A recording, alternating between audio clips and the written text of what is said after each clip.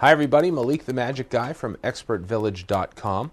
Now we're going to make a basic hat. This is sometimes called the basic helmet. Some people call it the classic base because later on we're going to do more on hats and we're going to build on this design.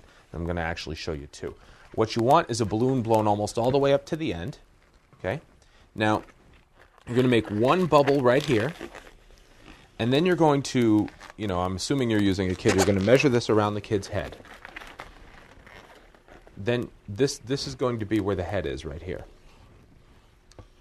Then you're going to twist here and twist those together so you have this basic idea, like this.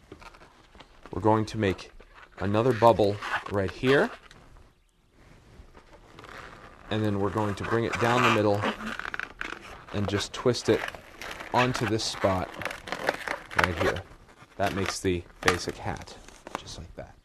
Very stylish. You can wear it yourself. Now, there's another hat that I like to do if you're working with just one balloon, and this is pretty cool because kids like to wear this. I'll show you why. You're going to do the same basic start, and this would obviously be for a person with an extremely small head, but you get the idea.